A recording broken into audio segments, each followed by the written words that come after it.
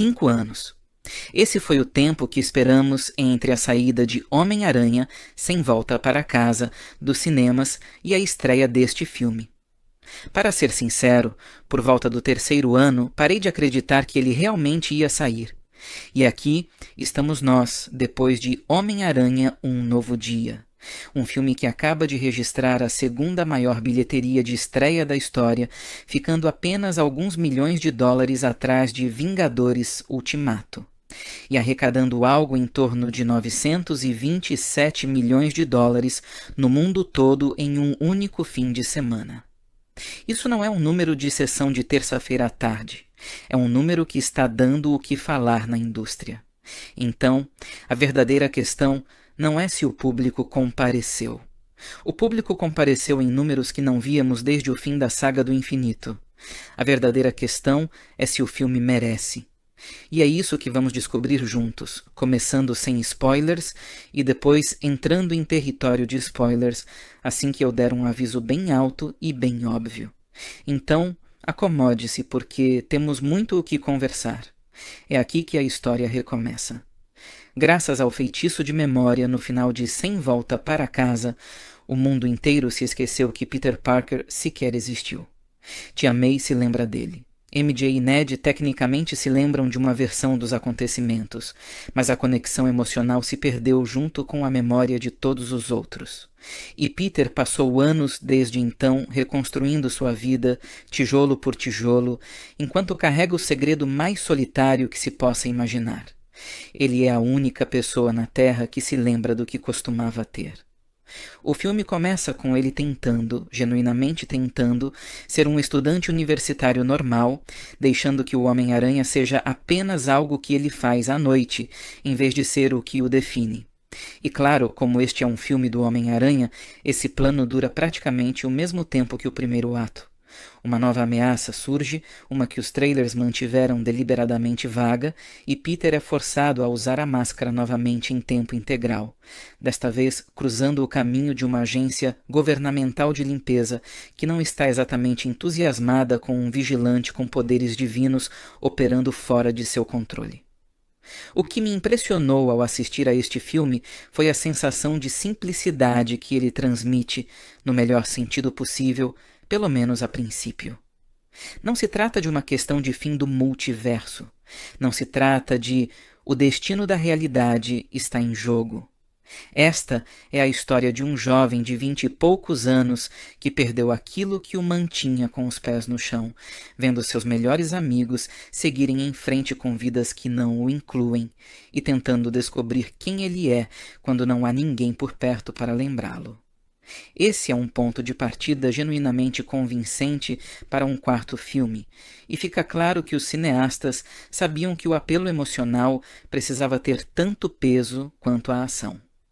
Porque, se você ainda tinha dúvidas sobre se ele evoluiu como ator desde Homem-Aranha de Volta ao Lar. Este filme deve resolver isso. Este é, de longe, o trabalho mais complexo que ele já fez com esse figurino. O charme e as tiradas espirituosas ainda estão lá. Aquela energia amigável que fez as pessoas se apaixonarem por essa versão do personagem desde o início, mas agora há um peso por baixo, uma espécie de exaustão que vem de anos sendo a única pessoa que se lembra da própria vida. Ele interpreta o isolamento sem nunca tornar Peter antipático, o que é uma tarefa mais difícil do que as pessoas imaginam para os atores. Zendaya está lidando com uma tarefa realmente complicada aqui, interpretando uma versão de MJ que é carinhosa com Peter, mas sente falta da história que costumava definir o relacionamento deles, e há uma dor real em ver esses dois se afastando como estranhos que antes eram tudo um para o outro. Jacob Batalon retorna ao papel de Ned com uma química natural. E honestamente, alguns dos momentos mais leves e engraçados do filme vêm dele simplesmente sendo um amigo normal em uma situação anormal. Depois, temos Sadie Sink, e quero ter cuidado aqui porque muito do que faz sua atuação funcionar depende de quem sua personagem realmente é, o que não vou abordar até a sessão de spoilers. O que posso dizer sem spoilers é que ela é a melhor adição à franquia em anos. Ela é misteriosa sem ser enigmática, ameaçadora sem perder a simpatia do público, e quando os créditos começam a rolar, você entende exatamente por que tantas pessoas a consideram uma das melhores adições à galeria de vilões do Homem-Aranha, dentro e fora das telas.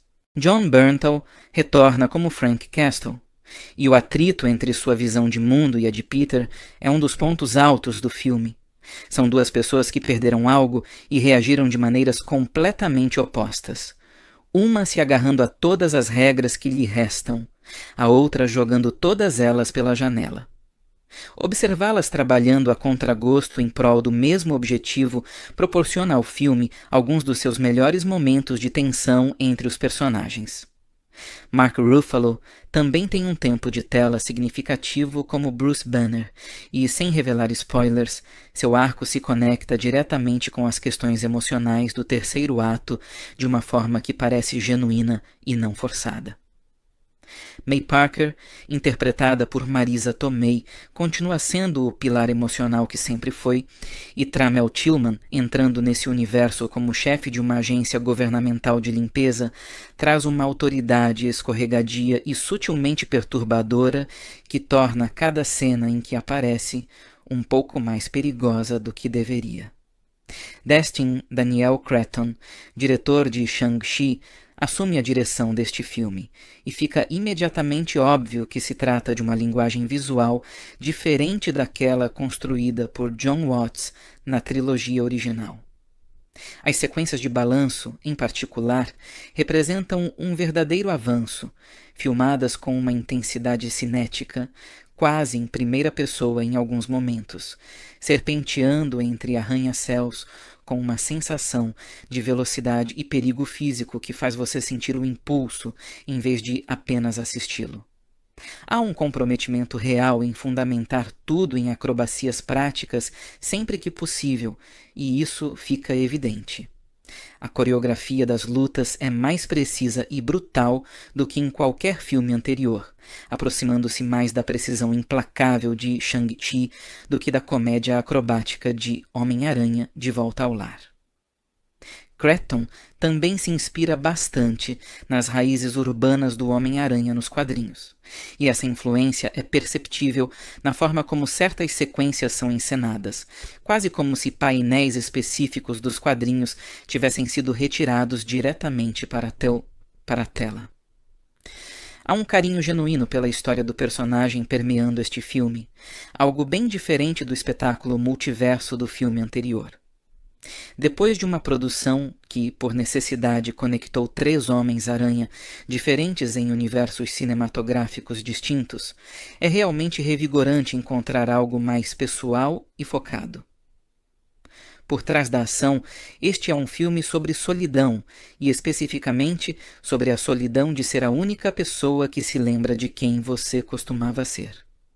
Essa é uma ideia mais densa e madura do que qualquer coisa abordada diretamente nos 3 filmes anteriores. E, para o crédito do filme, ele não se esquiva desse desconforto. Há uma forte mensagem sobre família escolhida, sobre o que significa continuar presente para pessoas que não entendem completamente por que você é importante para elas e sobre o preço de carregar um segredo que te isola de todos que você ama. A mensagem não é sutil, mas não precisa ser, porque Holland transmite a carga emocional de forma convincente o suficiente para que os temas sejam transmitidos sem parecerem uma lição de moral. Eu prometi a vocês uma crítica séria, não um texto elogioso. Então, vamos falar sobre os pontos fracos do filme. O segundo ato fica sobrecarregado. Há um trecho em que o filme tenta equilibrar o arco pessoal de Peter, a trama secundária da nova agência governamental, um elenco rotativo de vilões de rua sendo eliminados em rápida sucessão e um mistério, tudo ao mesmo tempo, e as costuras ficam um pouco evidentes. Alguns vilões clássicos dos quadrinhos aparecem basicamente como participações especiais glorificadas, divertidas para os fãs de longa data reconhecerem, mas subdesenvolvidas se você procura antagonistas significativos além da ameaça principal. Nem todos os críticos saíram satisfeitos. Embora a grande maioria das críticas tenha sido positiva, há pelo menos uma crítica especializada notável que discordou, achando o filme sobrecarregado e tentando fazer tudo ao mesmo tempo, e honestamente, eu entendo de onde vem essa crítica, mesmo que não concorde totalmente com ela. Este é um filme que quer ser simultaneamente um estudo de personagem intimista e um blockbuster de super-heróis grandioso, e há momentos em que essas duas ambições se chocam. Para que conste, os números corroboram o entusiasmo geral. As críticas se situaram em torno de 90% nos principais agregadores de avaliações. Tecnicamente, a menor pontuação dos 4 filmes de Holland naquele processo. Mas o público reagiu ainda mais fortemente, com notas acima de 90%, entre as melhores reações do público de toda a era. Portanto, leve essa diferença em consideração. Este pode ser um filme que os críticos respeitam enquanto o público se apaixona perdidamente. Parker encontra Ned e MJ, que voltaram para Nova York depois de se formarem no MIT e não o reconhecem. Parker retorna para casa angustiado e acorda na manhã seguinte com os sentidos aguçados e teias orgânicas saindo de seus pulsos. Ele rastreia Gargan, agora possuído pelo telepata que tenta invadir o departamento de correções. O telepata zomba dele e Parker reage com uma violência incomum, espancando brutalmente Gargan e ferindo inadvertidamente um policial que atendia à ocorrência. Na esperança de controlar suas novas mutações, Parker procura Bruce Banner para perguntar sobre o dispositivo inibidor que usa esse IRAM para suprimir seu alter ego, o Hulk. Seguindo o conselho de Banner, Parker cria seu próprio inibidor para limitar seus poderes, enquanto também trabalha em um segundo para suprimir as habilidades do telepata. Antes que Parker possa terminar, o telepata o encontra e Paul, após descobrir sobre MJ, a possui e engana Parker para que revele seu rosto. Parker admite a derrota após salvar MJ por pouco, embora veja o telepata diretamente.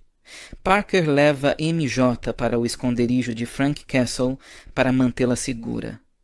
Com o equipamento de Castle e a intuição de MJ, Parker completa os 2 inibidores e descobre que o nome do telepata é Jean Grey. Quando Jean ataca o departamento de correção novamente, desta vez pessoalmente e usando um Hulk possuído, Parker a subjuga e a entrega ao departamento. Antes de perder a consciência, Jean menciona alguém chamado Sarah. Metzger afirma que Sarah é uma colega falecida recentemente, sobre quem Jean soube enquanto possuía sua mente. Quando Parker retorna, MJ o confronta com a carta que ele escreveu para ela e Ned, explicando o feitiço que apagou suas memórias. Ele se explica e declara seu amor. Mas MJ se desculpa por não o conhecer e não corresponder aos seus sentimentos. Apesar disso, ela o convida para seu apartamento, onde eles e Ned passam um tempo juntos, fortalecendo seus laços. Assim, a misteriosa antagonista que persegue Peter ao longo do filme acaba sendo Jean Grey, interpretada por Sadie Sink, e se você já tinha essa teoria, parabéns, você acertou. O que faz essa versão funcionar, pelo menos para mim, é que ela não é simplesmente inserida como uma ameaça mutante para o Homem-Aranha derrotar. Ela está sozinha neste mundo, um reflexo de como Peter está sozinho, sem X-Men, sem rede de apoio, ninguém que entenda o que ela pode fazer, e esse isolamento se transforma em algo genuinamente perigoso. Ela passa boa parte do filme transitando entre as mentes de nova-iorquinos desavisados e, em uma das escolhas mais brutais emocionalmente do roteiro, possui brevemente MJ, deixando Peter acreditar por um instante que a pessoa que ele ama realmente se lembra dele, antes de destruir essa esperança. É uma cena impactante e funciona justamente porque o filme dedicou muito tempo a estabelecer o quanto Peter precisa desse tipo de conexão. O filme também complica a questão de quem é o verdadeiro vilão. Jan não está agindo isoladamente.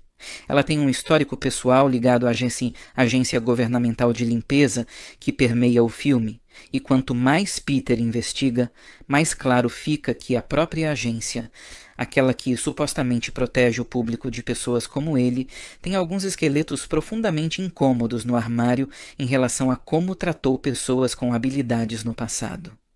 Essa reformulação transforma a segunda metade do filme em algo menos uma história direta de herói contra vilão e mais uma questão sobre quem realmente merece ser temido.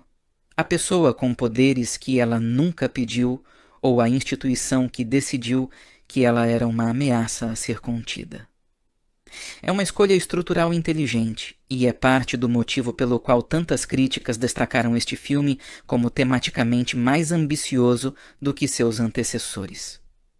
Ele contata Helena, que descobre em arquivos confidenciais do Departamento de Correções que Sarah é irmã de Jan, outra telepata que foi sequestrada pelo departamento.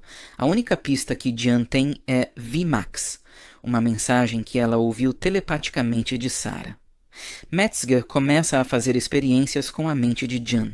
Ela percebe que VMAX é o texto desbotado na etiqueta da saída de ar acima da cela, a última coisa que Sarah viu antes de morrer. Enfurecida, Jan bloqueia psionicamente a área ao seu redor. Parker, que ainda resiste aos seus poderes, entra no departamento de correção para impedi-la. Jan o repele e possui um grande grupo de ninjas da mão que trabalhavam para o departamento. Inicialmente sobrecarregado, ele remove seu inibidor e aceita suas mutações, usando suas novas habilidades para derrotar a mão. Parker permite que Jan entre em sua mente, onde ela encontra uma lembrança de sua tia May, que aceitou seus poderes e o amava por quem ele era. Parker oferece a Jean compreensão por sua perda e se coloca deliberadamente entre ela e Castle, que tenta atirar nela de fora, resultando em um ferimento quase fatal para Parker. Após o ocorrido, uma Jean atormentada pela culpa deixa a cidade silenciosamente. Metzger desaparece. O departamento de correção passa a ser investigado e Parker jura que não precisa estar sozinho para ser o Homem-Aranha. Quando ele vê Ned novamente, ele se apresenta.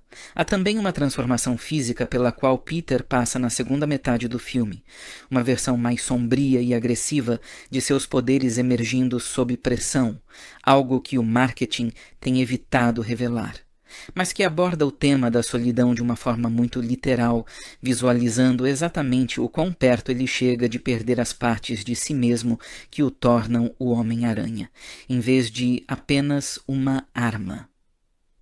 É o mais perto que esta franquia chegou de realmente colocar a alma de Peter em risco, em vez de apenas a cidade ou o mundo.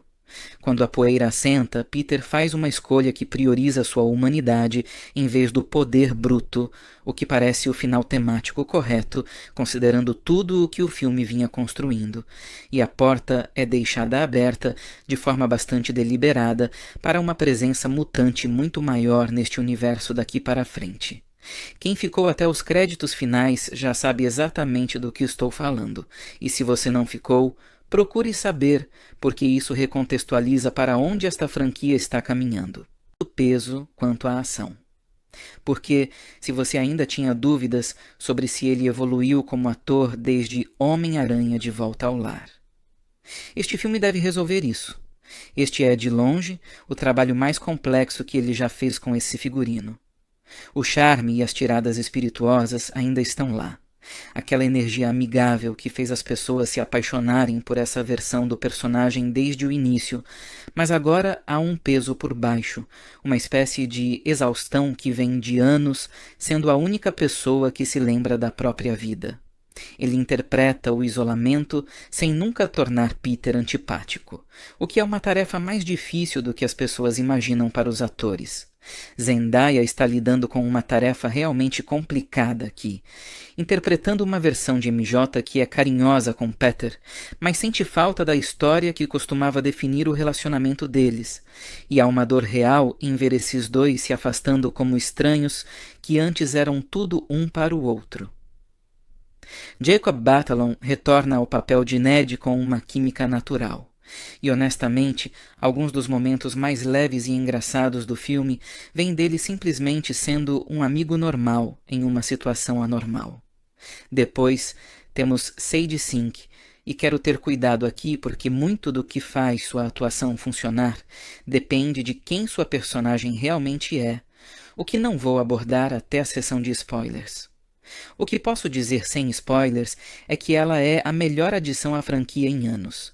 Ela é misteriosa sem ser enigmática, ameaçadora sem perder a simpatia do público, e quando os créditos começam a rolar, você entende exatamente por que tantas pessoas a consideram uma das melhores adições à galeria de vilões do Homem-Aranha, dentro e fora das telas.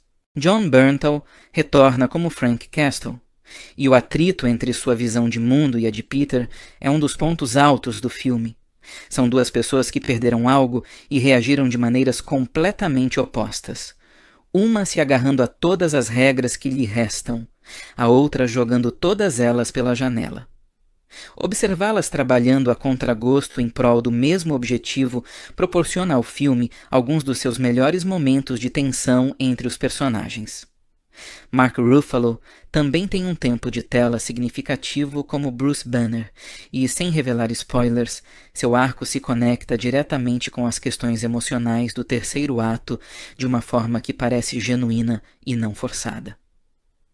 May Parker, interpretada por Marisa Tomei, continua sendo o pilar emocional que sempre foi, e Tramel Tillman, entrando nesse universo como chefe de uma agência governamental de limpeza, traz uma autoridade escorregadia e sutilmente perturbadora que torna cada cena em que aparece um pouco mais perigosa do que deveria.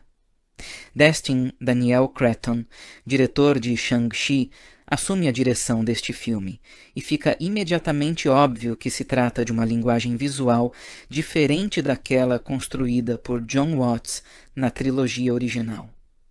As sequências de balanço, em particular, representam um verdadeiro avanço, filmadas com uma intensidade cinética, quase em primeira pessoa em alguns momentos, serpenteando entre arranha-céus com uma sensação de velocidade e perigo físico que faz você sentir o impulso em vez de apenas assisti-lo. Há um comprometimento real em fundamentar tudo em acrobacias práticas sempre que possível, e isso fica evidente. A coreografia das lutas é mais precisa e brutal do que em qualquer filme anterior, aproximando-se mais da precisão implacável de Shang-Chi do que da comédia acrobática de Homem-Aranha de Volta ao Lar.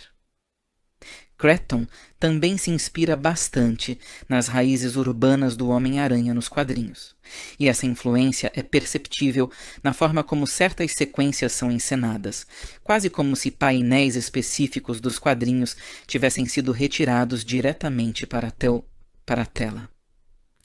Há um carinho genuíno pela história do personagem permeando este filme, algo bem diferente do espetáculo multiverso do filme anterior. Depois de uma produção que, por necessidade, conectou 3 Homens-Aranha diferentes em universos cinematográficos distintos, é realmente revigorante encontrar algo mais pessoal e focado. Por trás da ação, este é um filme sobre solidão, e especificamente sobre a solidão de ser a única pessoa que se lembra de quem você costumava ser. Essa é uma ideia mais densa e madura do que qualquer coisa abordada diretamente nos 3 filmes anteriores. E, para o crédito do filme, ele não se esquiva desse desconforto. Há uma forte mensagem sobre família escolhida, sobre o que significa continuar presente para pessoas que não entendem completamente por que você é importante para elas e sobre o preço de carregar um segredo que te isola de todos que você ama. A mensagem não é sutil, mas não precisa ser, porque Holland transmite a carga emocional de forma convincente o suficiente para que os temas sejam transmitidos sem parecerem uma lição de moral. Eu prometi a vocês uma crítica séria, não um texto elogioso. Então, vamos falar sobre os pontos fracos do filme.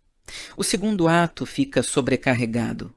Há um trecho em que o filme tenta equilibrar o arco pessoal de Peter, a trama secundária da nova agência governamental, um elenco rotativo de vilões de rua sendo eliminados em rápida sucessão e um mistério, tudo ao mesmo tempo, e as costuras ficam um pouco evidentes. Alguns vilões clássicos dos quadrinhos aparecem basicamente como participações especiais, glorificadas, divertidas para os fãs de longa data reconhecerem, mas subdesenvolvidas se você procura antagonistas significativos além da ameaça principal.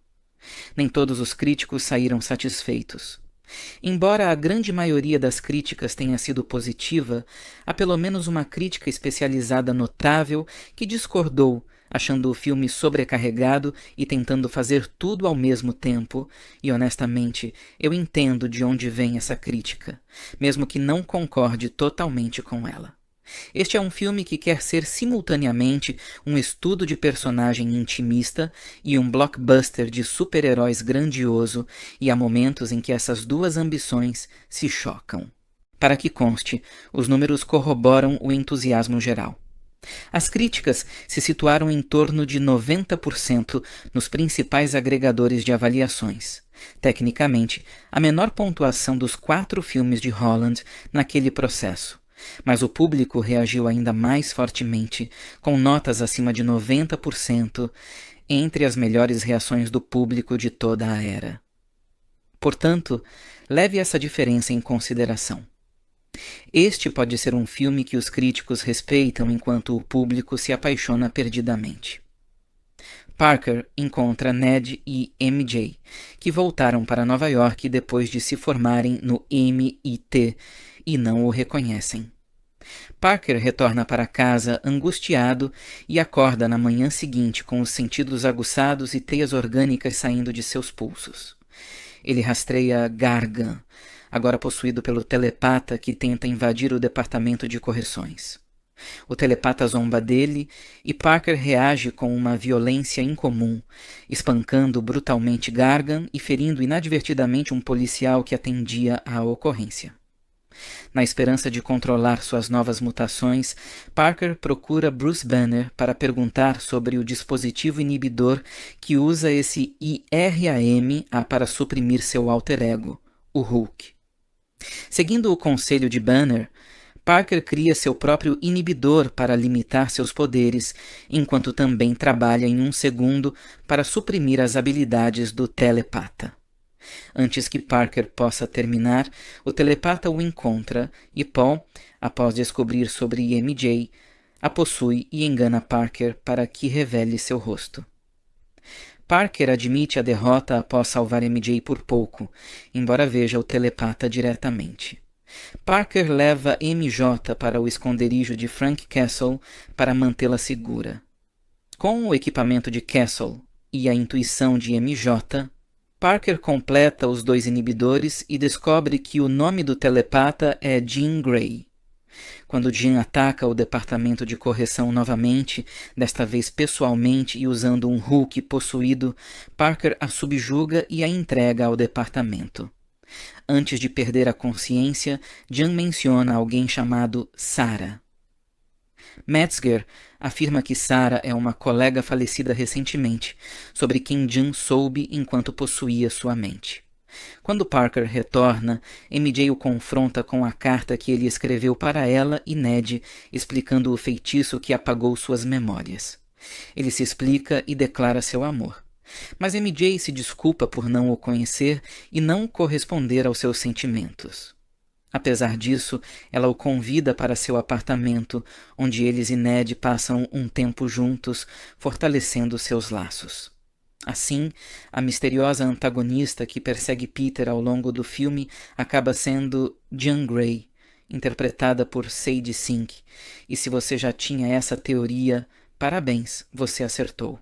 O que faz essa versão funcionar, pelo menos para mim, é que ela não é simplesmente inserida como uma ameaça mutante para o Homem-Aranha derrotar.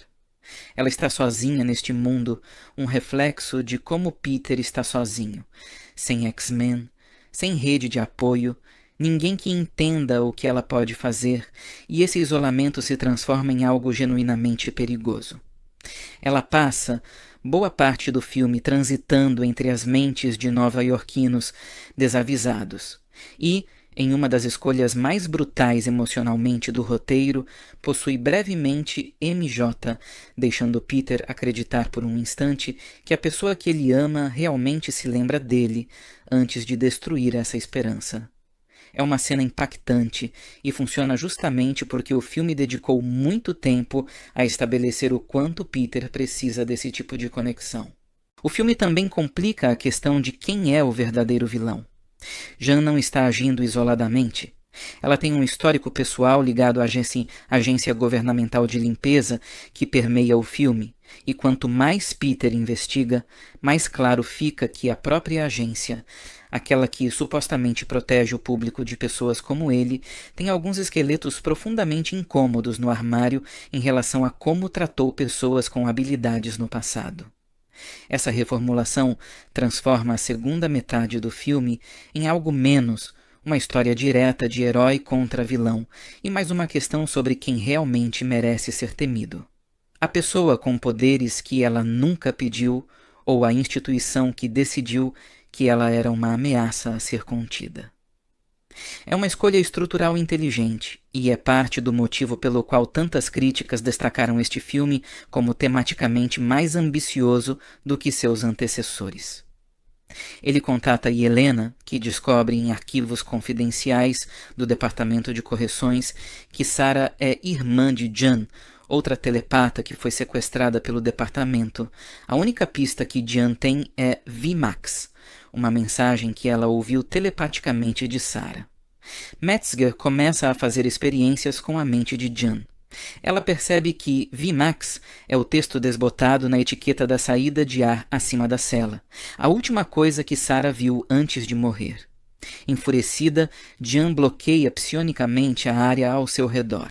Parker, que ainda resiste aos seus poderes, entra no departamento de correção para impedi-la.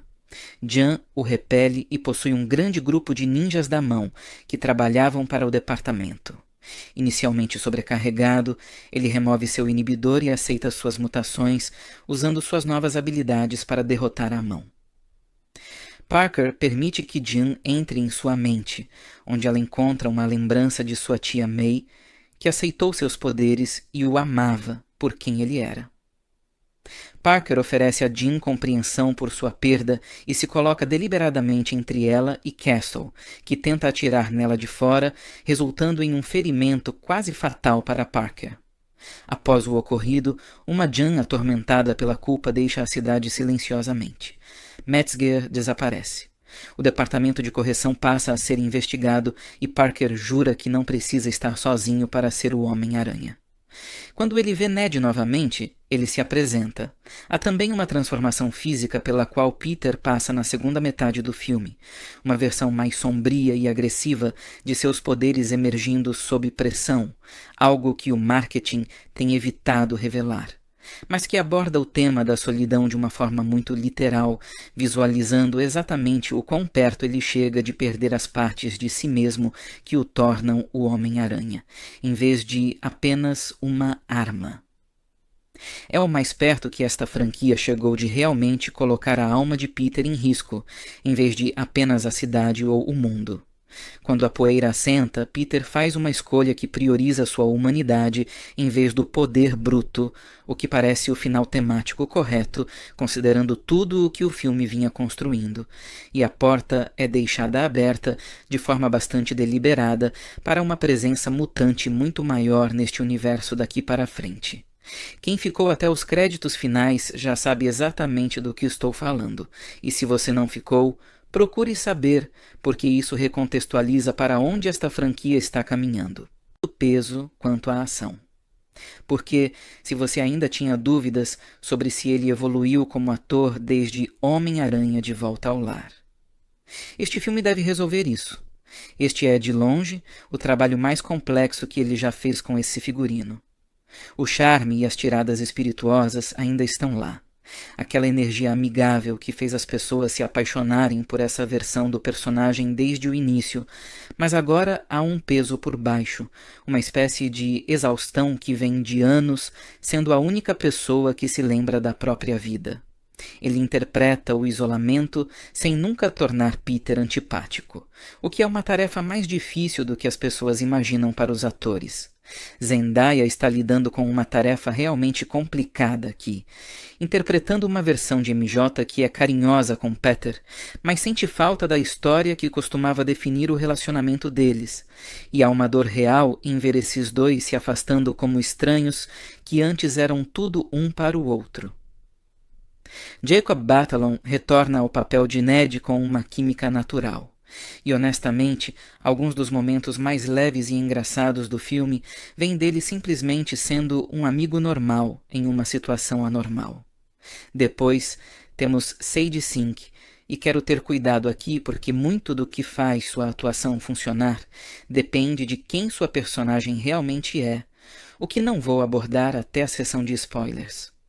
O que posso dizer sem spoilers é que ela é a melhor adição à franquia em anos. Ela é misteriosa sem ser enigmática, ameaçadora sem perder a simpatia do público, e quando os créditos começam a rolar, você entende exatamente por que tantas pessoas a consideram uma das melhores adições à galeria de vilões do Homem-Aranha, dentro e fora das telas. Jon Bernthal retorna como Frank Castle, e o atrito entre sua visão de mundo e a de Peter é um dos pontos altos do filme. São duas pessoas que perderam algo e reagiram de maneiras completamente opostas. Uma se agarrando a todas as regras que lhe restam, a outra jogando todas elas pela janela. Observá-las trabalhando a contragosto em prol do mesmo objetivo proporciona ao filme alguns dos seus melhores momentos de tensão entre os personagens. Mark Ruffalo também tem um tempo de tela significativo como Bruce Banner, e, sem revelar spoilers, seu arco se conecta diretamente com as questões emocionais do terceiro ato de uma forma que parece genuína e não forçada. May Parker, interpretada por Marisa Tomei, continua sendo o pilar emocional que sempre foi, e Tramel Tillman, entrando nesse universo como chefe de uma agência governamental de limpeza, traz uma autoridade escorregadia e sutilmente perturbadora que torna cada cena em que aparece um pouco mais perigosa do que deveria. Destin Daniel Cretton, diretor de Shang-Chi, assume a direção deste filme, e fica imediatamente óbvio que se trata de uma linguagem visual diferente daquela construída por John Watts na trilogia original. As sequências de balanço, em particular, representam um verdadeiro avanço, filmadas com uma intensidade cinética, quase em primeira pessoa em alguns momentos, serpenteando entre arranha-céus com uma sensação de velocidade e perigo físico que faz você sentir o impulso em vez de apenas assisti-lo. Há um comprometimento real em fundamentar tudo em acrobacias práticas sempre que possível, e isso fica evidente. A coreografia das lutas é mais precisa e brutal do que em qualquer filme anterior, aproximando-se mais da precisão implacável de Shang-Chi do que da comédia acrobática de Homem-Aranha de Volta ao Lar. Cretton também se inspira bastante nas raízes urbanas do Homem-Aranha nos quadrinhos, e essa influência é perceptível na forma como certas sequências são encenadas, quase como se painéis específicos dos quadrinhos tivessem sido retirados diretamente para a tela. Há um carinho genuíno pela história do personagem permeando este filme, algo bem diferente do espetáculo multiverso do filme anterior. Depois de uma produção que, por necessidade, conectou 3 Homens-Aranha diferentes em universos cinematográficos distintos, é realmente revigorante encontrar algo mais pessoal e focado. Por trás da ação, este é um filme sobre solidão, e especificamente sobre a solidão de ser a única pessoa que se lembra de quem você costumava ser. Essa é uma ideia mais densa e madura do que qualquer coisa abordada diretamente nos 3 filmes anteriores. E, para o crédito do filme, ele não se esquiva desse desconforto. Há uma forte mensagem sobre família escolhida, sobre o que significa continuar presente para pessoas que não entendem completamente por que você é importante para elas e sobre o preço de carregar um segredo que te isola de todos que você ama. A mensagem não é sutil, mas não precisa ser, porque Holland transmite a carga emocional de forma convincente o suficiente para que os temas sejam transmitidos sem parecerem uma lição de moral. Eu prometi a vocês uma crítica séria, não um texto elogioso. Então, vamos falar sobre os pontos fracos do filme. O segundo ato fica sobrecarregado. Há um trecho em que o filme tenta equilibrar o arco pessoal de Peter, a trama secundária da nova agência governamental, um elenco rotativo de vilões de rua sendo eliminados em rápida sucessão e um mistério, tudo ao mesmo tempo, e as costuras ficam um pouco evidentes. Alguns vilões clássicos dos quadrinhos aparecem basicamente como participações especiais glorificadas, divertidas para os fãs de longa data reconhecerem, mas subdesenvolvidas se você procura antagonistas significativos além da ameaça principal. Nem todos os críticos saíram satisfeitos.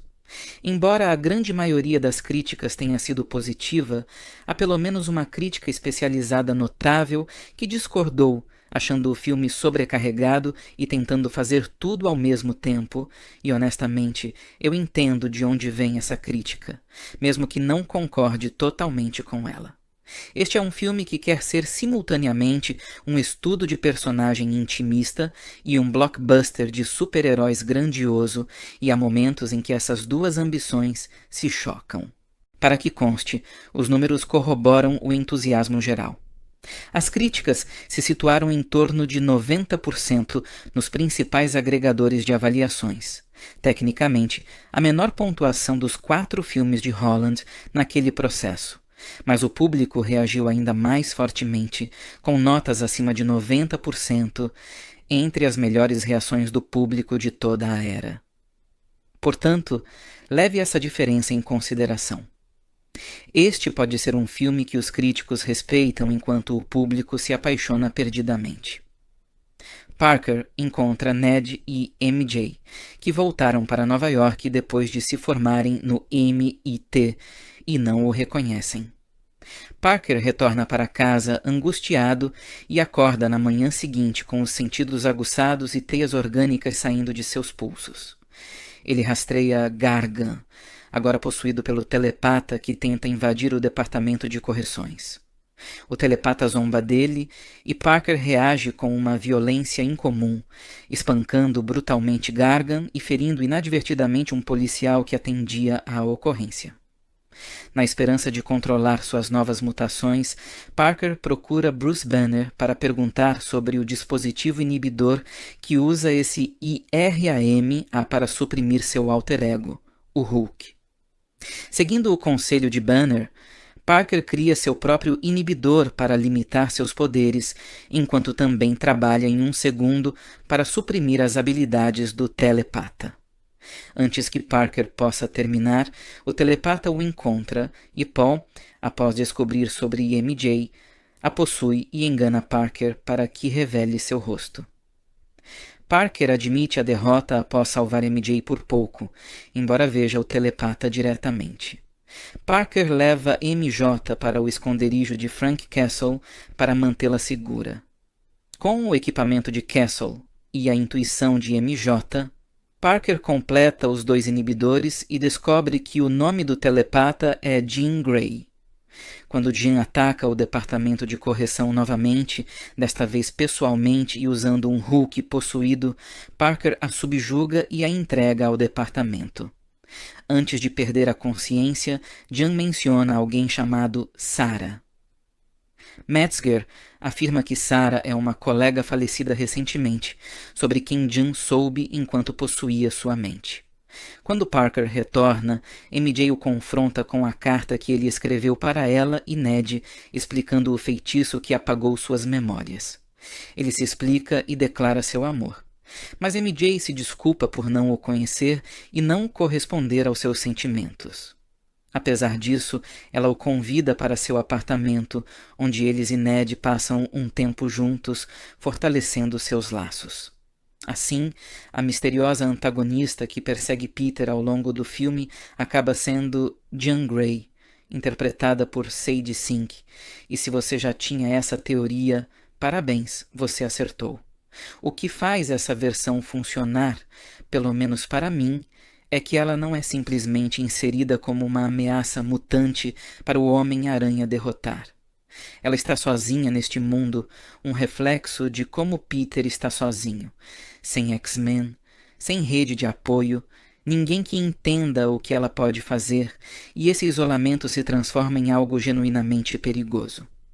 Ela passa boa parte do filme transitando entre as mentes de nova-iorquinos desavisados e, em uma das escolhas mais brutais emocionalmente do roteiro, possui brevemente MJ, deixando Peter acreditar por um instante que a pessoa que ele ama realmente se lembra dele, antes de destruir essa esperança. É uma cena impactante e funciona justamente porque o filme dedicou muito tempo a estabelecer o quanto Peter precisa desse tipo de conexão.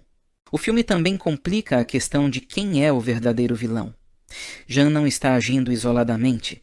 Ela tem um histórico pessoal ligado à agência governamental de limpeza que permeia o filme, e quanto mais Peter investiga, mais claro fica que a própria agência, aquela que supostamente protege o público de pessoas como ele, tem alguns esqueletos profundamente incômodos no armário em relação a como tratou pessoas com habilidades no passado.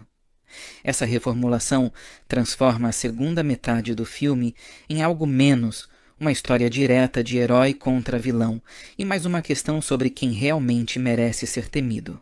A pessoa com poderes que ela nunca pediu ou a instituição que decidiu que ela era uma ameaça a ser contida.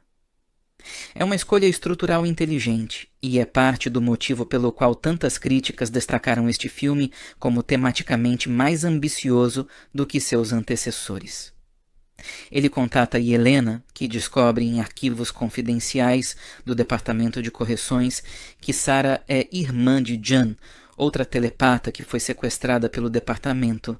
A única pista que Jan tem é VMAX, uma mensagem que ela ouviu telepaticamente de Sarah.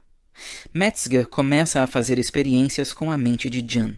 Ela percebe que VMAX é o texto desbotado na etiqueta da saída de ar acima da cela, a última coisa que Sarah viu antes de morrer. Enfurecida, Jan bloqueia psionicamente a área ao seu redor. Parker, que ainda resiste aos seus poderes, entra no departamento de correção para impedi-la. Jan o repele e possui um grande grupo de ninjas da mão que trabalhavam para o departamento. Inicialmente sobrecarregado, ele remove seu inibidor e aceita suas mutações, usando suas novas habilidades para derrotar a mão.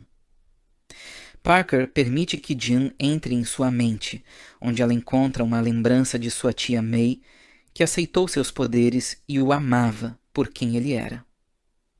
Parker oferece a Jean compreensão por sua perda e se coloca deliberadamente entre ela e Castle, que tenta atirar nela de fora, resultando em um ferimento quase fatal para Parker. Após o ocorrido, uma Jean atormentada pela culpa deixa a cidade silenciosamente. Metzger desaparece. O departamento de correção passa a ser investigado e Parker jura que não precisa estar sozinho para ser o Homem-Aranha. Quando ele vê Ned novamente, ele se apresenta. Há também uma transformação física pela qual Peter passa na segunda metade do filme, uma versão mais sombria e agressiva de seus poderes emergindo sob pressão, algo que o marketing tem evitado revelar, mas que aborda o tema da solidão de uma forma muito literal, visualizando exatamente o quão perto ele chega de perder as partes de si mesmo que o tornam o Homem-Aranha, em vez de apenas uma arma.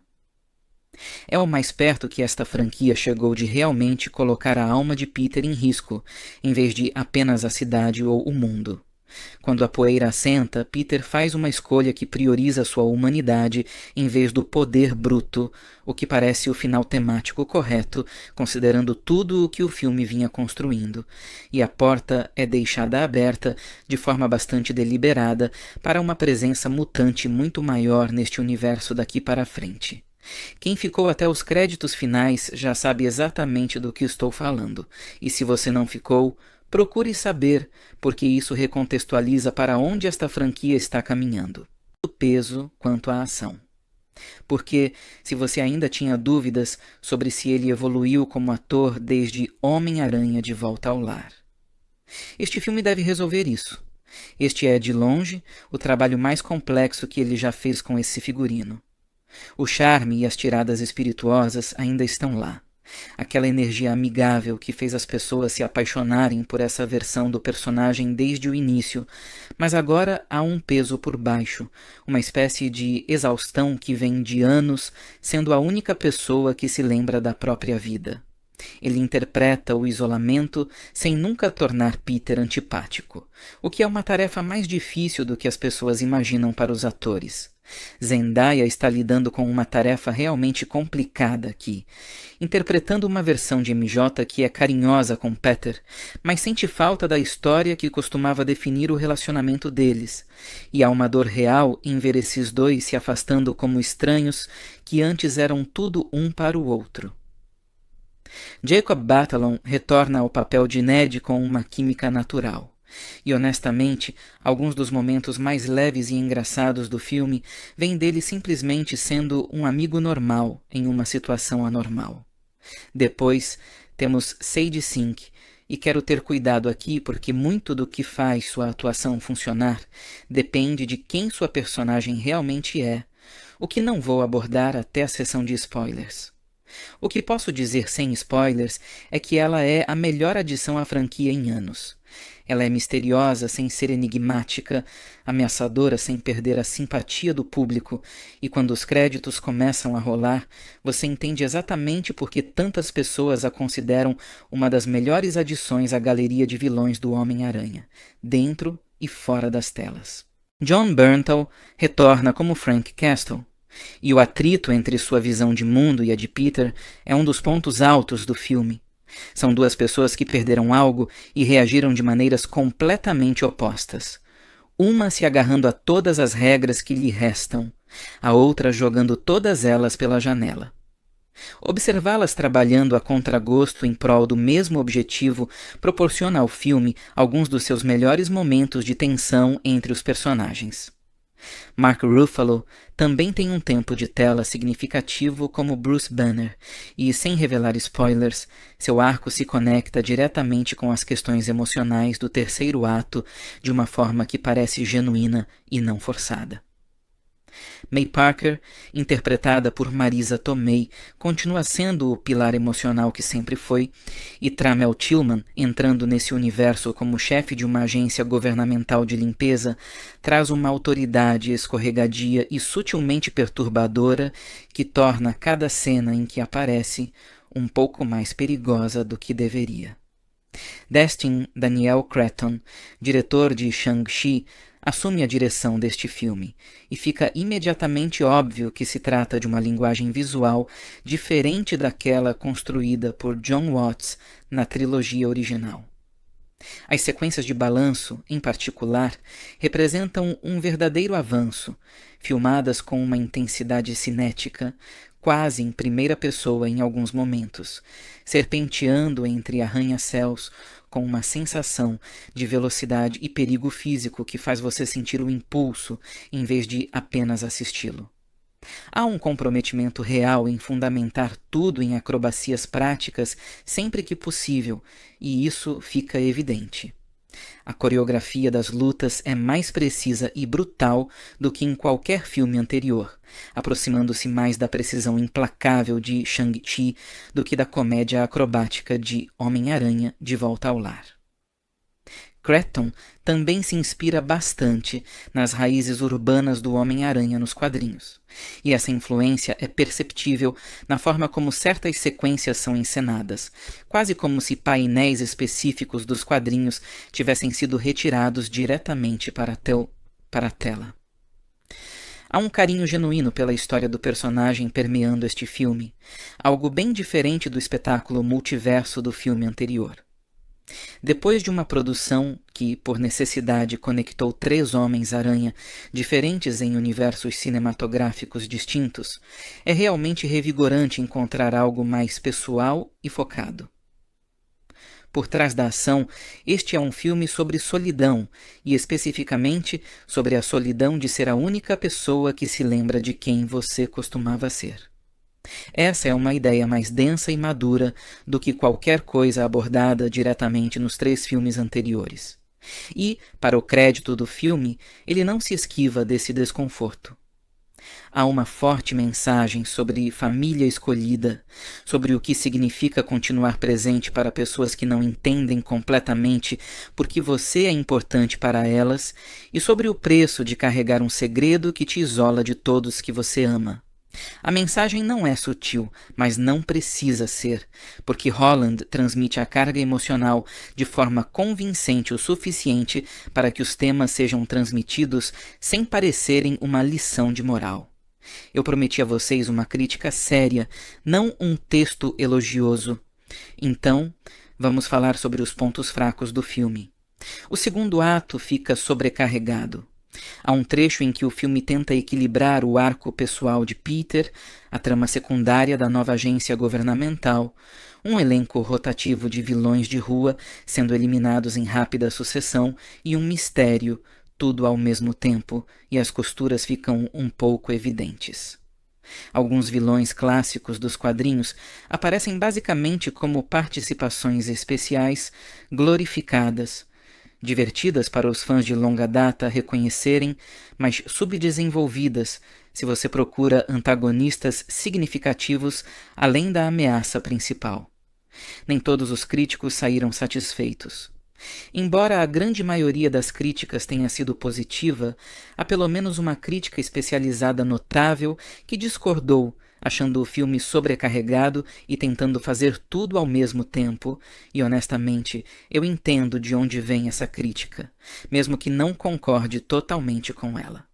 Este é um filme que quer ser simultaneamente um estudo de personagem intimista e um blockbuster de super-heróis grandioso, e há momentos em que essas duas ambições se chocam.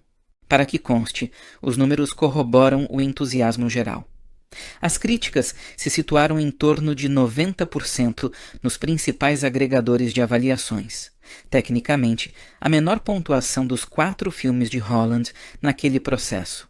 Mas o público reagiu ainda mais fortemente, com notas acima de 90%, entre as melhores reações do público de toda a era. Portanto, leve essa diferença em consideração. Este pode ser um filme que os críticos respeitam enquanto o público se apaixona perdidamente. Parker encontra Ned e MJ, que voltaram para Nova York depois de se formarem no MIT e não o reconhecem. Parker retorna para casa angustiado e acorda na manhã seguinte com os sentidos aguçados e teias orgânicas saindo de seus pulsos. Ele rastreia Gargan, agora possuído pelo telepata que tenta invadir o departamento de correções. O telepata zomba dele e Parker reage com uma violência incomum, espancando brutalmente Gargan e ferindo inadvertidamente um policial que atendia à ocorrência. Na esperança de controlar suas novas mutações, Parker procura Bruce Banner para perguntar sobre o dispositivo inibidor que usa esse IRAM para suprimir seu alter ego, o Hulk. Seguindo o conselho de Banner, Parker cria seu próprio inibidor para limitar seus poderes, enquanto também trabalha em um segundo para suprimir as habilidades do telepata. Antes que Parker possa terminar, o telepata o encontra e Paul, após descobrir sobre MJ, a possui e engana Parker para que revele seu rosto. Parker admite a derrota após salvar MJ por pouco, embora veja o telepata diretamente. Parker leva MJ para o esconderijo de Frank Castle para mantê-la segura. Com o equipamento de Castle e a intuição de MJ, Parker completa os 2 inibidores e descobre que o nome do telepata é Jean Grey. Quando Jean ataca o departamento de correção novamente, desta vez pessoalmente e usando um Hulk possuído, Parker a subjuga e a entrega ao departamento. Antes de perder a consciência, Jean menciona alguém chamado Sarah. Metzger afirma que Sarah é uma colega falecida recentemente, sobre quem Jean soube enquanto possuía sua mente.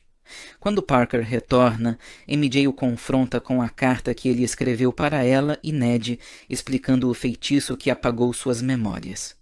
Ele se explica e declara seu amor. Mas MJ se desculpa por não o conhecer e não corresponder aos seus sentimentos. Apesar disso, ela o convida para seu apartamento, onde eles e Ned passam um tempo juntos, fortalecendo seus laços.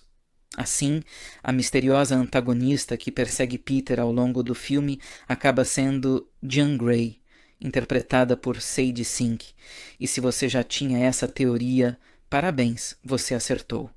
O que faz essa versão funcionar, pelo menos para mim, é que ela não é simplesmente inserida como uma ameaça mutante para o Homem-Aranha derrotar.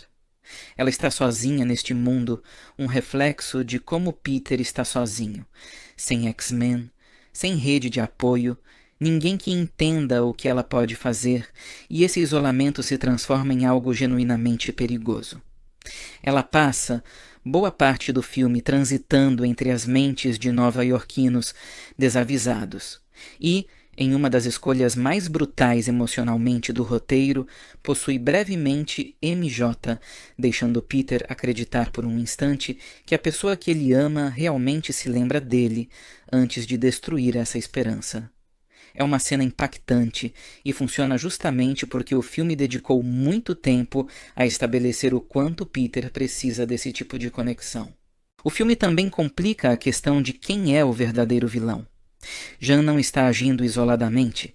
Ela tem um histórico pessoal ligado à agência governamental de limpeza que permeia o filme, e quanto mais Peter investiga, mais claro fica que a própria agência, aquela que supostamente protege o público de pessoas como ele, tem alguns esqueletos profundamente incômodos no armário em relação a como tratou pessoas com habilidades no passado. Essa reformulação transforma a segunda metade do filme em algo menos uma história direta de herói contra vilão e mais uma questão sobre quem realmente merece ser temido. A pessoa com poderes que ela nunca pediu ou a instituição que decidiu que ela era uma ameaça a ser contida. É uma escolha estrutural inteligente e é parte do motivo pelo qual tantas críticas destacaram este filme como tematicamente mais ambicioso do que seus antecessores. Ele contata Helena, que descobre em arquivos confidenciais do Departamento de Correções que Sarah é irmã de Jan, outra telepata que foi sequestrada pelo departamento. A única pista que Jan tem é VMAX, uma mensagem que ela ouviu telepaticamente de Sarah. Metzger começa a fazer experiências com a mente de Jan. Ela percebe que VMAX é o texto desbotado na etiqueta da saída de ar acima da cela, a última coisa que Sarah viu antes de morrer. Enfurecida, Jan bloqueia psionicamente a área ao seu redor. Parker, que ainda resiste aos seus poderes, entra no departamento de correção para impedi-la. Jan o repele e possui um grande grupo de ninjas da mão que trabalhavam para o departamento. Inicialmente sobrecarregado, ele remove seu inibidor e aceita suas mutações, usando suas novas habilidades para derrotar a mão. Parker permite que Jan entre em sua mente, onde ela encontra uma lembrança de sua tia May, que aceitou seus poderes e o amava por quem ele era. Parker oferece a Jean compreensão por sua perda e se coloca deliberadamente entre ela e Castle, que tenta atirar nela de fora, resultando em um ferimento quase fatal para Parker. Após o ocorrido, uma Jean atormentada pela culpa deixa a cidade silenciosamente. Metzger desaparece. O departamento de correção passa a ser investigado e Parker jura que não precisa estar sozinho para ser o Homem-Aranha. Quando ele vê Ned novamente, ele se apresenta. Há também uma transformação física pela qual Peter passa na segunda metade do filme, uma versão mais sombria e agressiva de seus poderes emergindo sob pressão, algo que o marketing tem evitado revelar, mas que aborda o tema da solidão de uma forma muito literal, visualizando exatamente o quão perto ele chega de perder as partes de si mesmo que o tornam o Homem-Aranha, em vez de apenas uma arma. É o mais perto que esta franquia chegou de realmente colocar a alma de Peter em risco, em vez de apenas a cidade ou o mundo. Quando a poeira assenta, Peter faz uma escolha que prioriza sua humanidade em vez do poder bruto, o que parece o final temático correto, considerando tudo o que o filme vinha construindo, e a porta é deixada aberta, de forma bastante deliberada, para uma presença mutante muito maior neste universo daqui para frente. Quem ficou até os créditos finais já sabe exatamente do que estou falando, e se você não ficou, procure saber, porque isso recontextualiza para onde esta franquia está caminhando, tanto o peso quanto a ação. Porque, se você ainda tinha dúvidas sobre se ele evoluiu como ator desde Homem-Aranha de Volta ao Lar, este filme deve resolver isso. Este é, de longe, o trabalho mais complexo que ele já fez com esse figurino. O charme e as tiradas espirituosas ainda estão lá. Aquela energia amigável que fez as pessoas se apaixonarem por essa versão do personagem desde o início, mas agora há um peso por baixo, uma espécie de exaustão que vem de anos sendo a única pessoa que se lembra da própria vida. Ele interpreta o isolamento sem nunca tornar Peter antipático, o que é uma tarefa mais difícil do que as pessoas imaginam para os atores.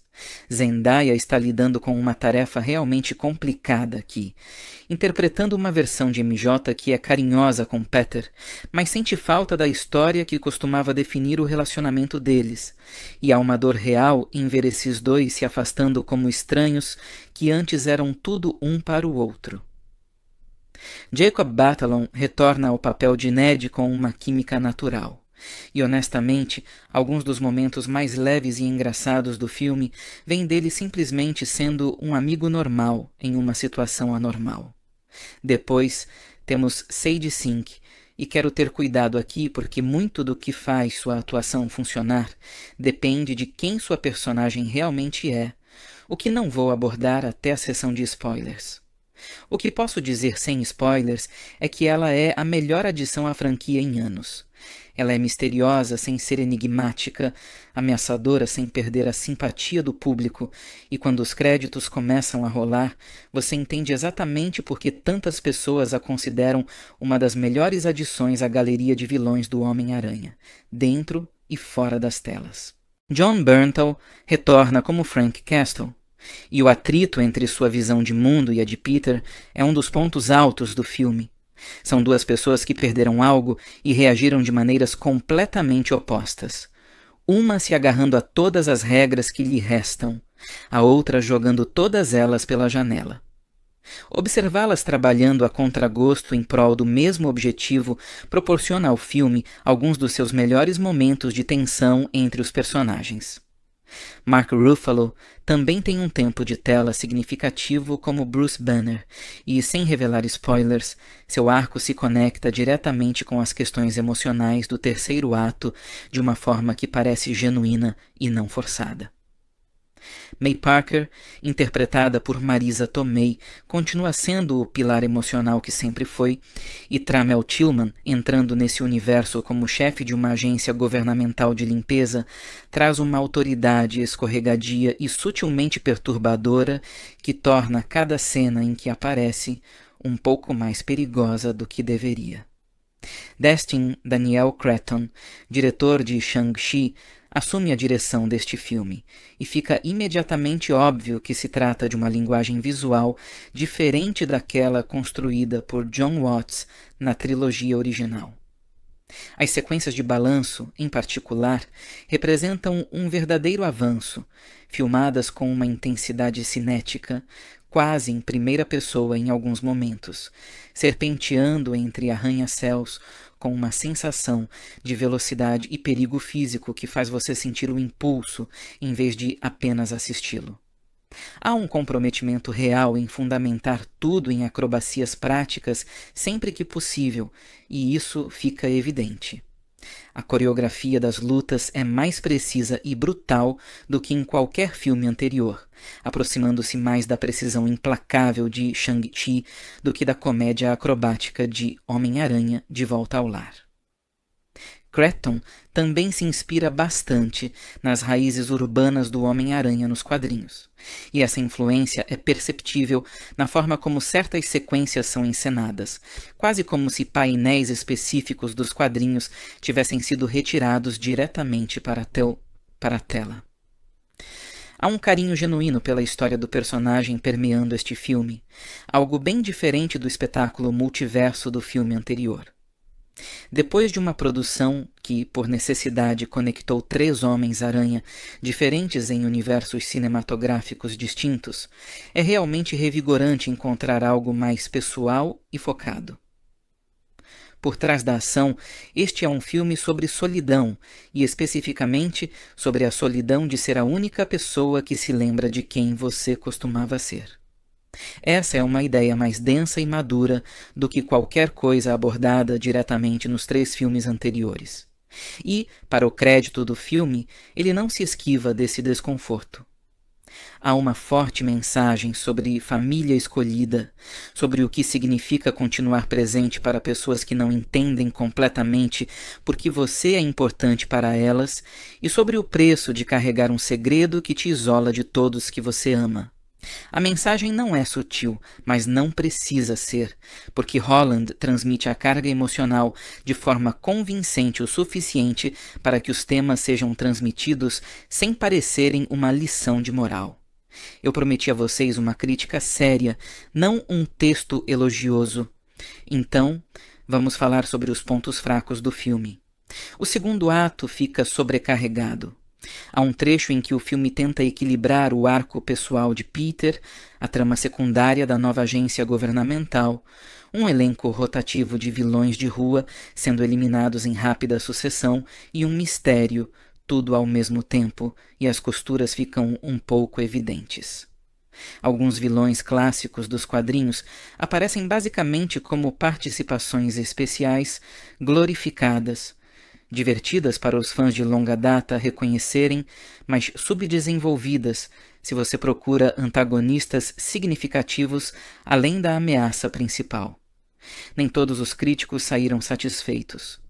Embora a grande maioria das críticas tenha sido positiva, há pelo menos uma crítica especializada notável que discordou, achando o filme sobrecarregado e tentando fazer tudo ao mesmo tempo, e honestamente, eu entendo de onde vem essa crítica, mesmo que não concorde totalmente com ela. Este é um filme que quer ser simultaneamente um estudo de personagem intimista e um blockbuster de super-heróis grandioso, e há momentos em que essas duas ambições se chocam. Para que conste, os números corroboram o entusiasmo geral.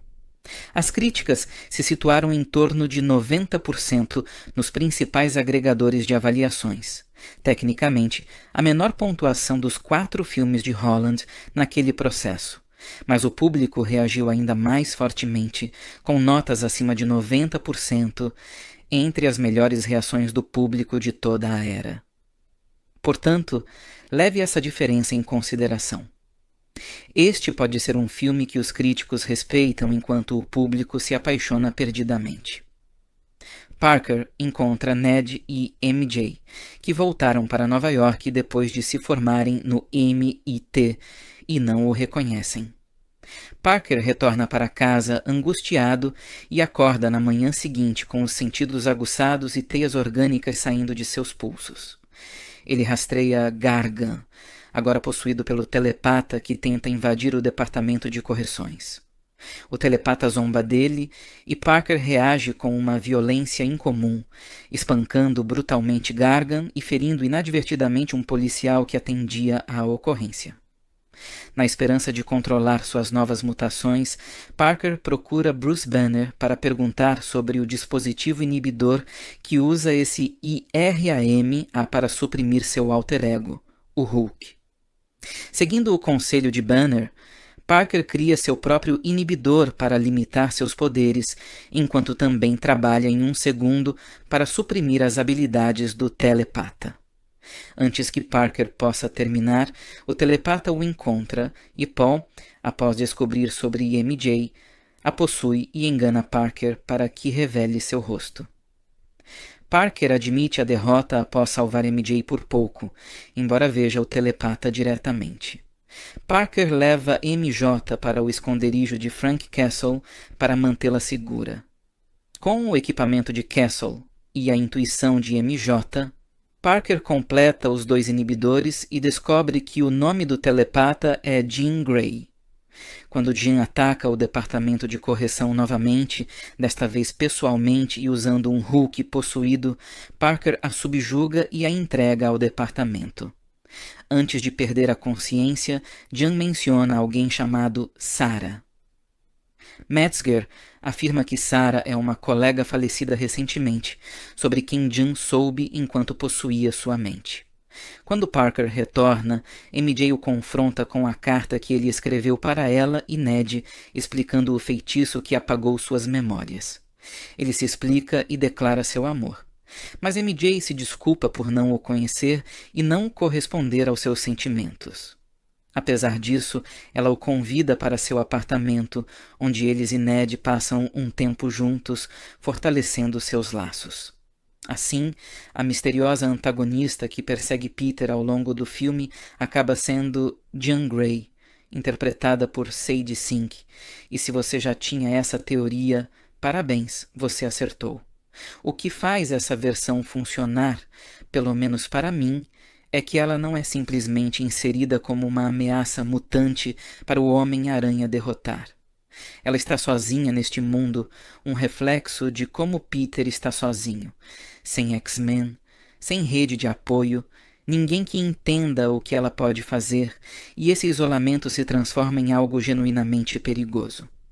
Ela passa boa parte do filme transitando entre as mentes de nova-iorquinos desavisados e, em uma das escolhas mais brutais emocionalmente do roteiro, possui brevemente MJ, deixando Peter acreditar por um instante que a pessoa que ele ama realmente se lembra dele antes de destruir essa esperança. É uma cena impactante e funciona justamente porque o filme dedicou muito tempo a estabelecer o quanto Peter precisa desse tipo de conexão. O filme também complica a questão de quem é o verdadeiro vilão. Jean não está agindo isoladamente. Ela tem um histórico pessoal ligado à agência governamental de limpeza que permeia o filme, e quanto mais Peter investiga, mais claro fica que a própria agência, aquela que supostamente protege o público de pessoas como ele, tem alguns esqueletos profundamente incômodos no armário em relação a como tratou pessoas com habilidades no passado. Essa reformulação transforma a segunda metade do filme em algo menos uma história direta de herói contra vilão e mais uma questão sobre quem realmente merece ser temido. A pessoa com poderes que ela nunca pediu ou a instituição que decidiu que ela era uma ameaça a ser contida. É uma escolha estrutural inteligente e é parte do motivo pelo qual tantas críticas destacaram este filme como tematicamente mais ambicioso do que seus antecessores. Ele contata Helena, que descobre em arquivos confidenciais do Departamento de Correções que Sarah é irmã de Jean, outra telepata que foi sequestrada pelo departamento. A única pista que Jean tem é VMAX, uma mensagem que ela ouviu telepaticamente de Sarah. Metzger começa a fazer experiências com a mente de Jean. Ela percebe que VMAX é o texto desbotado na etiqueta da saída de ar acima da cela, a última coisa que Sarah viu antes de morrer. Enfurecida, Jean bloqueia psionicamente a área ao seu redor. Parker, que ainda resiste aos seus poderes, entra no departamento de correção para impedi-la. Jean o repele e possui um grande grupo de ninjas da mão que trabalhavam para o departamento. Inicialmente sobrecarregado, ele remove seu inibidor e aceita suas mutações, usando suas novas habilidades para derrotar a mão. Parker permite que Jean entre em sua mente, onde ela encontra uma lembrança de sua tia May, que aceitou seus poderes e o amava por quem ele era. Parker oferece a Jean compreensão por sua perda e se coloca deliberadamente entre ela e Castle, que tenta atirar nela de fora, resultando em um ferimento quase fatal para Parker. Após o ocorrido, uma Jean atormentada pela culpa deixa a cidade silenciosamente. Metzger desaparece. O departamento de correção passa a ser investigado e Parker jura que não precisa estar sozinho para ser o Homem-Aranha. Quando ele vê Ned novamente, ele se apresenta. Há também uma transformação física pela qual Peter passa na segunda metade do filme, uma versão mais sombria e agressiva de seus poderes emergindo sob pressão, algo que o marketing tem evitado revelar, mas que aborda o tema da solidão de uma forma muito literal, visualizando exatamente o quão perto ele chega de perder as partes de si mesmo que o tornam o Homem-Aranha, em vez de apenas uma arma. É o mais perto que esta franquia chegou de realmente colocar a alma de Peter em risco, em vez de apenas a cidade ou o mundo. Quando a poeira assenta, Peter faz uma escolha que prioriza sua humanidade em vez do poder bruto, o que parece o final temático correto, considerando tudo o que o filme vinha construindo, e a porta é deixada aberta de forma bastante deliberada para uma presença mutante muito maior neste universo daqui para frente. Quem ficou até os créditos finais já sabe exatamente do que estou falando, e se você não ficou, procure saber, porque isso recontextualiza para onde esta franquia está caminhando. Os pulsos. Ele rastreia Gargan, agora possuído pelo telepata que tenta invadir o departamento de correções. O telepata zomba dele e Parker reage com uma violência incomum, espancando brutalmente Gargan e ferindo inadvertidamente um policial que atendia à ocorrência. Na esperança de controlar suas novas mutações, Parker procura Bruce Banner para perguntar sobre o dispositivo inibidor que usa esse IRAM para suprimir seu alter ego, o Hulk. Seguindo o conselho de Banner, Parker cria seu próprio inibidor para limitar seus poderes, enquanto também trabalha em um segundo para suprimir as habilidades do telepata. Antes que Parker possa terminar, o telepata o encontra e Paul, após descobrir sobre MJ, a possui e engana Parker para que revele seu rosto. Parker admite a derrota após salvar MJ por pouco, embora veja o telepata diretamente. Parker leva MJ para o esconderijo de Frank Castle para mantê-la segura. Com o equipamento de Castle e a intuição de MJ, Parker completa os 2 inibidores e descobre que o nome do telepata é Jean Grey. Quando Jean ataca o departamento de correção novamente, desta vez pessoalmente e usando um Hulk possuído, Parker a subjuga e a entrega ao departamento. Antes de perder a consciência, Jean menciona alguém chamado Sarah. Metzger afirma que Sarah é uma colega falecida recentemente, sobre quem Jean soube enquanto possuía sua mente. Quando Parker retorna, MJ o confronta com a carta que ele escreveu para ela e Ned, explicando o feitiço que apagou suas memórias. Ele se explica e declara seu amor. Mas MJ se desculpa por não o conhecer e não corresponder aos seus sentimentos. Apesar disso, ela o convida para seu apartamento, onde eles e Ned passam um tempo juntos, fortalecendo seus laços. Assim, a misteriosa antagonista que persegue Peter ao longo do filme acaba sendo Jean Grey, interpretada por Sadie Sink, e se você já tinha essa teoria, parabéns, você acertou. O que faz essa versão funcionar, pelo menos para mim, é que ela não é simplesmente inserida como uma ameaça mutante para o Homem-Aranha derrotar. Ela está sozinha neste mundo, um reflexo de como Peter está sozinho, sem X-Men, sem rede de apoio, ninguém que entenda o que ela pode fazer, e esse isolamento se transforma em algo genuinamente perigoso. Ela passa boa parte do filme transitando entre as mentes de nova-iorquinos desavisados e, em uma das escolhas mais brutais emocionalmente do roteiro, possui brevemente MJ, deixando Peter acreditar por um instante que a pessoa que ele ama realmente se lembra dele, antes de destruir essa esperança. É uma cena impactante e funciona justamente porque o filme dedicou muito tempo a estabelecer o quanto Peter precisa desse tipo de conexão. O filme também complica a questão de quem é o verdadeiro vilão. Jan não está agindo isoladamente. Ela tem um histórico pessoal ligado à agência governamental de limpeza que permeia o filme, e quanto mais Peter investiga, mais claro fica que a própria agência, aquela que supostamente protege o público de pessoas como ele, tem alguns esqueletos profundamente incômodos no armário em relação a como tratou pessoas com habilidades no passado. Essa reformulação transforma a segunda metade do filme em algo menos uma história direta de herói contra vilão e mais uma questão sobre quem realmente merece ser temido. A pessoa com poderes que ela nunca pediu ou a instituição que decidiu que ela era uma ameaça a ser contida. É uma escolha estrutural inteligente e é parte do motivo pelo qual tantas críticas destacaram este filme como tematicamente mais ambicioso do que seus antecessores. Ele contata Helena, que descobre em arquivos confidenciais do Departamento de Correções que Sarah é irmã de Jan, outra telepata que foi sequestrada pelo departamento. A única pista que Jan tem é VMAX, uma mensagem que ela ouviu telepaticamente de Sarah. Metzger começa a fazer experiências com a mente de Jan.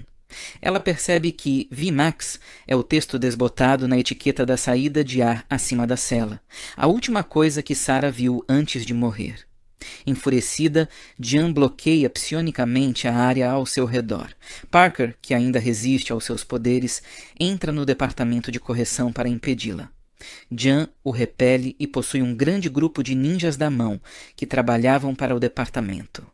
Inicialmente sobrecarregado, ele remove seu inibidor e aceita suas mutações, usando suas novas habilidades para derrotar a mão. Parker permite que Jan entre em sua mente, onde ela encontra uma lembrança de sua tia May, que aceitou seus poderes e o amava por quem ele era. Parker oferece a Jean compreensão por sua perda e se coloca deliberadamente entre ela e Castle, que tenta atirar nela de fora, resultando em um ferimento quase fatal para Parker. Após o ocorrido, uma Jean atormentada pela culpa deixa a cidade silenciosamente. Metzger desaparece. O departamento de correção passa a ser investigado e Parker jura que não precisa estar sozinho para ser o Homem-Aranha. Quando ele vê Ned novamente, ele se apresenta. Há também uma transformação física pela qual Peter passa na segunda metade do filme, uma versão mais sombria e agressiva de seus poderes emergindo sob pressão, algo que o marketing tem evitado revelar, mas que aborda o tema da solidão de uma forma muito literal, visualizando exatamente o quão perto ele chega de perder as partes de si mesmo que o tornam o Homem-Aranha, em vez de apenas uma arma. É o mais perto que esta franquia chegou de realmente colocar a alma de Peter em risco, em vez de apenas a cidade ou o mundo. Quando a poeira assenta, Peter faz uma escolha que prioriza sua humanidade em vez do poder bruto, o que parece o final temático correto, considerando tudo o que o filme vinha construindo, e a porta é deixada aberta de forma bastante deliberada para uma presença mutante muito maior neste universo daqui para frente. Quem ficou até os créditos finais já sabe exatamente do que estou falando, e se você não ficou, procure saber, porque isso recontextualiza para onde esta franquia está caminhando.